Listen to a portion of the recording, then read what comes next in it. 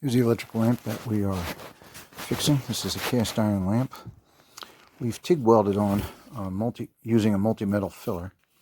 Because of the age of the cast iron, it's very impure. This is late 1800s. We're going to estimate 1880. And because of the impurities, we don't want to use pure nickel. We want to use a multi-rod. We've actually used too much, which is what we want.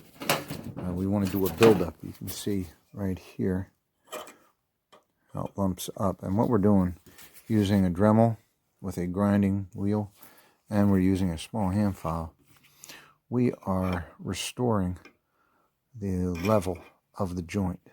So it's going to be awfully close to the original. And it's painstaking work, but we can get through it.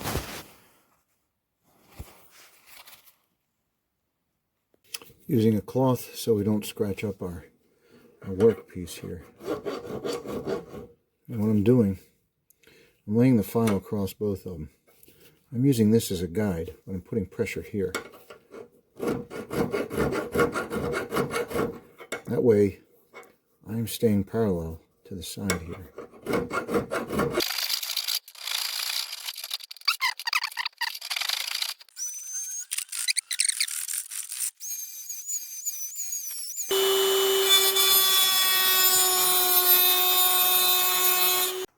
So, after many hours of very careful filing and grinding with my Dremel, but got it pretty smooth.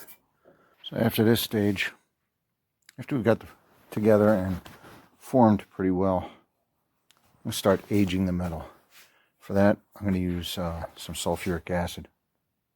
We're finished with the lamp. It has a beautiful green marble base. Very beautiful artwork, nice ironwork. And we repaired it here and here. I was unable to totally restore shape right here. I didn't have the tiny bits to get in and to machine it. Right there, you can see just a little bit of imperfection. Got this all smoothed out. We retained the original curvature it was made with, because this was originally broken.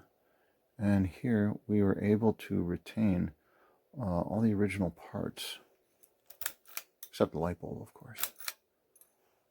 And so there we have it. We're all finished. Like and subscribe, or I'll set this fella loose in your garage.